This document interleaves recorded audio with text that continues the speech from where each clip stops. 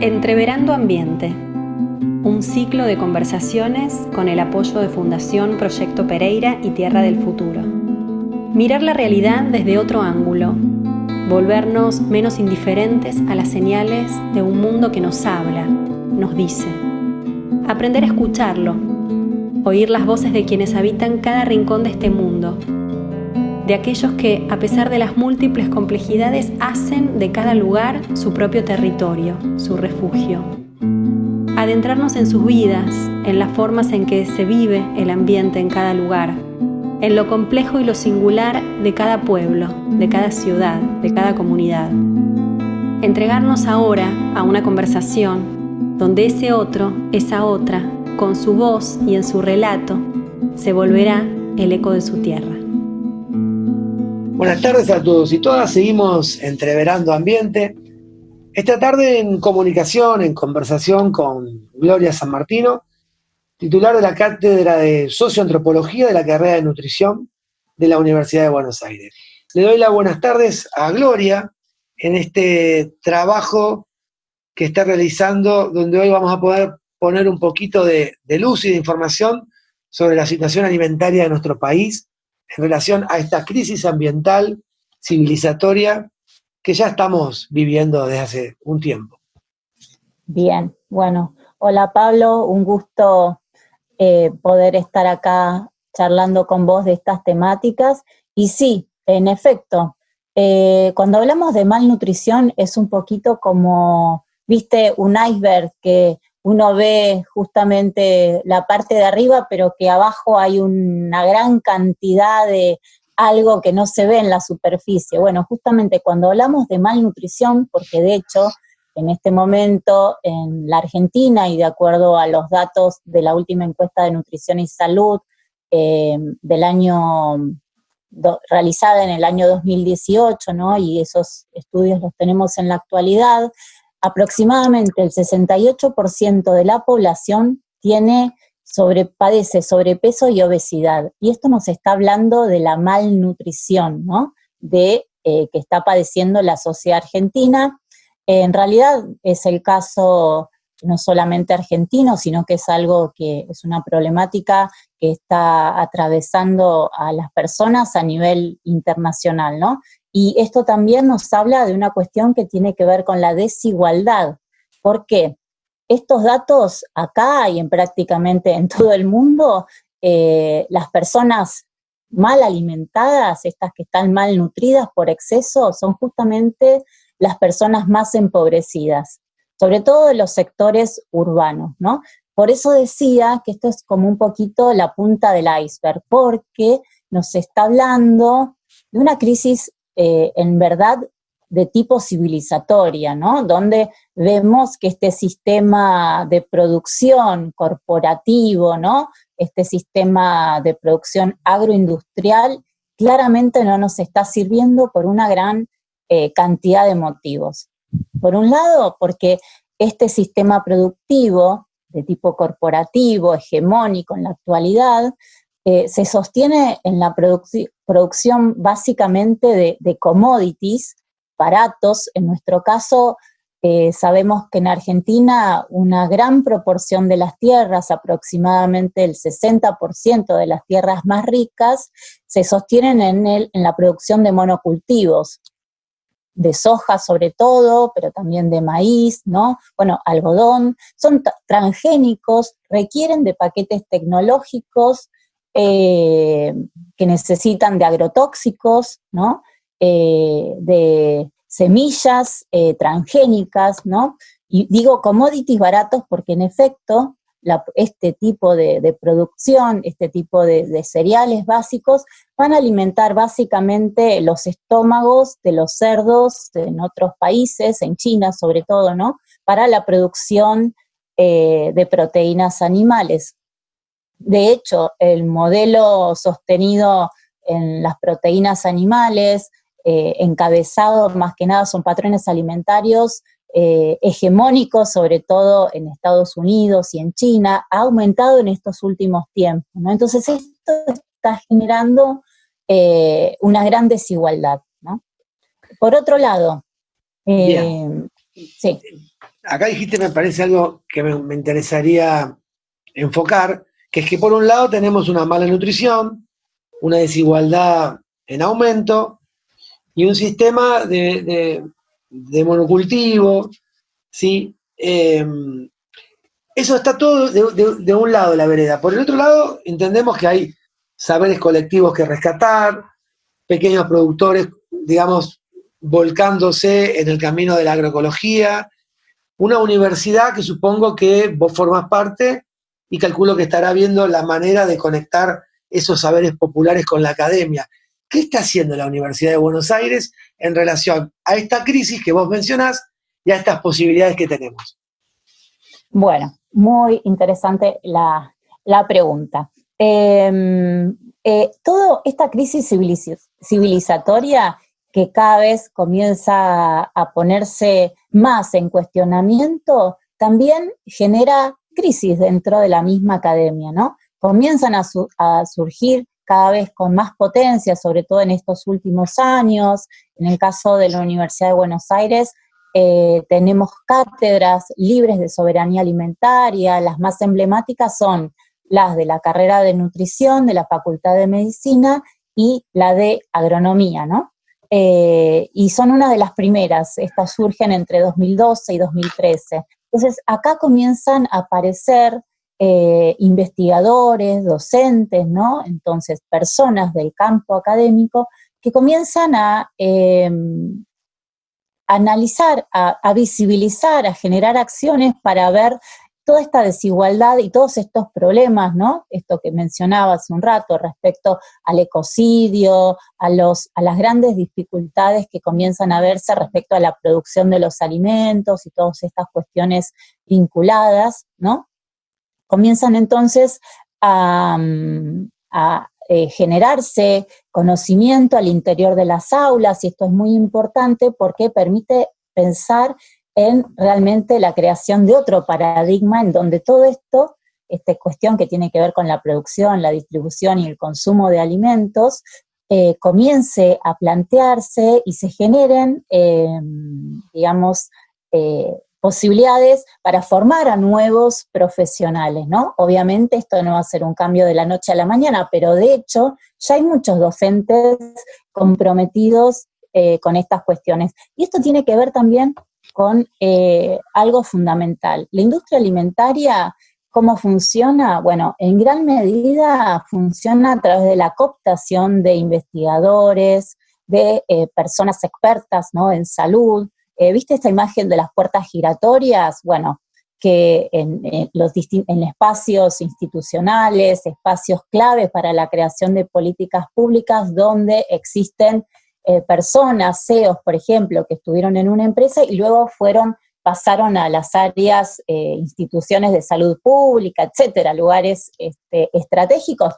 Bueno, en el marco de la universidad, en el marco de la academia, pasa exactamente lo mismo, ¿no? Entonces, muchos de estos conocimientos que se generan en la academia están atravesados por intereses comerciales. Por eso la importancia, y por eso te decía que es como un campo en disputa, ¿no? Porque ¿qué universidad pública queremos? Bueno, muchos abogamos por la generación de conocimientos colectivos que ayuden a transformar, a generar cambios, ¿no? A mejorar entonces, cambiar el paradigma respecto a la producción, distribución y consumo de alimentos, porque no nos están sirviendo, porque esta cuestión que mencionaba al principio, ¿no?, que tiene que ver con la malnutrición, va de la mano también con la destrucción de la biodiversidad, con la desigualdad, el encarecimiento de los precios, ¿no? Un problema también que tiene que ver con el agua, este sistema basado en la megaminería, en los agronegocios, ¿no? Entonces, por eso ecocidio y por eso todas estas problemáticas están todas ligadas entre sí. El despoblamiento rural, la ampliación de las villas de emergencia, de los barrios más pobres y populares, ¿no?, que vemos en los cordones urbanos, ¿no? Entonces, todo esto está ligado. Y por eso es importante entonces empezar a visibilizar y conectar todas estas cuestiones. Seguimos entreverando ambiente. Acompáñennos. Una pregunta que me surge es si vos nos podés nombrar 2 o 3 acciones concretas que se estén realizando en este, digamos, interés de revalorizar y visibilizar los conocimientos colectivos. Bueno, por un lado, en el campo de las cátedras libres de soberanía alimentaria, que en este momento tenemos 50 en todo el país y básicamente surgen en el corazón de las universidades públicas y en algunos casos también en otros espacios municipales. Bueno, una de las acciones que se están generando, digamos, aún por debajo, pero es comenzar a apoyar todos estos movimientos, organizaciones sociales que están trabajando, por ejemplo, en el campo de la agroecología. Hay muchos movimientos, por suerte hay cada vez más. Se está apoyando a visibilizar lo que está pasando, por ejemplo, con los agrotóxicos. De hecho, todas las cátedras libres de soberanía alimentaria están apoyando la lucha de los pueblos fumigados, ¿no? Comienzan a, otra de las cuestiones que se están haciendo es tejer redes, ¿no? Hay muchas personas que tal vez falta mayor organización, mayor visibilización de todas estas problemáticas ligadas entre sí. Otra de las cuestiones que están apareciendo es la generación de proyectos, por ejemplo, en el caso de la carrera de nutrición, en este momento hay un proyecto que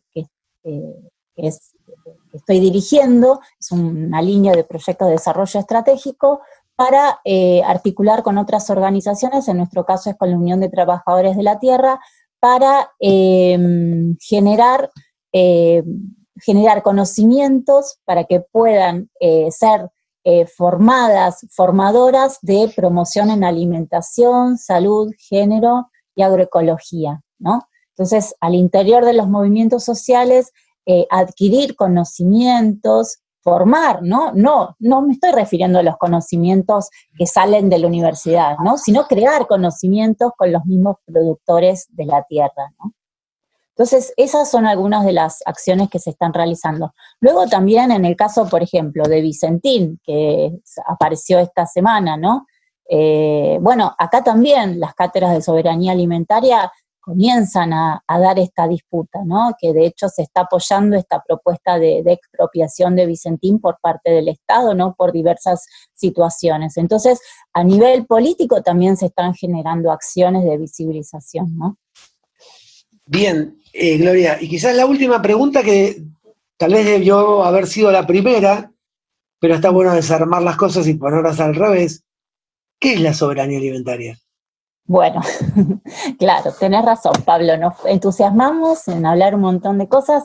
Bueno, la soberanía alimentaria es un término, es una propuesta, es un paradigma, ¿viste? Como el paradigma de género que surge en 1996 al calor de las organizaciones sociales, ¿no? De la vía campesina, y básicamente lo que se hace es criticar justamente este modelo de producción agroalimentario actual. Es preguntarse, bueno, ¿quién produce los alimentos? ¿Quién los distribuye? Entonces, es el derecho de los pueblos de poder generar sus propias políticas alimentarias, ¿no? Bien. Y basado en modelos productivos acordes a la naturaleza. Por eso la agroecología es fundamental cuando pensamos desde el marco de la soberanía alimentaria. Y también tiene que ver con propuestas de descolonización del conocimiento, ¿no? Porque existen muchos saberes propios de las poblaciones campesinas, de los pueblos originarios, de poblaciones afro, ¿no? Que jamás murieron esos conocimientos. Es decir, esos conocimientos que comenzaron a ser arrasados hace 500 años con la conquista, siguen existiendo, ¿no? Que de algún modo todo este gran problema que tenemos en la actualidad surge en ese entonces, ¿no? Porque pensamos en varones, conquistadores, blancos, ¿no? Que venían con un saber de otro tipo y que, bueno, fue apabullante, ¿no? Entonces, desde ese momento, de algún modo, se sientan las bases para este sistema capitalista, patriarcal también, ¿no? Y colonial, ¿no? Entonces, un poco todo esto tiene que ver de algún modo con la propuesta de la soberanía alimentaria. Y en este sentido me parece interesante un pequeño ejemplo, ¿no? Cuando hablo de descolonización de saberes, que tiene que ver con una de las luchas de la soberanía alimentaria.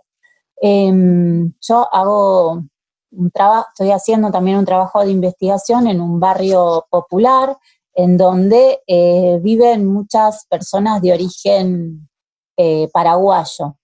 Y cuando uno empieza a conocerlas y charlar con ellas, comienza a parecer que hoy obviamente estamos inundados por la producción industrializada de alimentos, de ultraprocesados, basados en grasas, en harinas, en azúcar, en todos estos que generan calorías vacías y no nos alimentan, y están obviamente disponibles por todas estas redes de las grandes corporaciones y de la industria alimentaria por todos lados.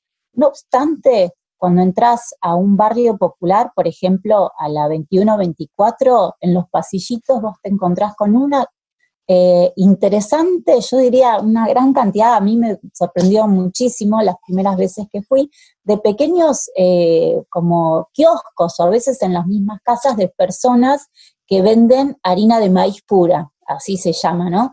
¿Y qué es esto? Bueno, el marlo del maíz se desgrana y muchas personas tienen una maquinita con la cual hacen la harina.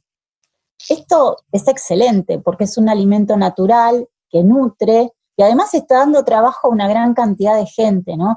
Y además esto tiene que ver, está totalmente conectado con la habilidad para hacer esas preparaciones alimentarias, que fíjate vos que están fuera del mercado, ¿no? Y que alimentan y dan salud y dan trabajo, ¿no? Entonces, comenzar a conectar todas estas cuestiones es una de las tareas de la lucha. Gloria, nos vamos con un montón de ideas en esto de conectar los saberes que vos traés, la alimentación, la cultura, la salud, el derecho y el género. ¿Sí? Nos vamos con un montón de preguntas. Lo bueno es que seguimos pensando juntos. Bueno, muchas gracias, Pablo. Un gustazo enorme. Muchas gracias a vos. Seguimos entreverando ambiente.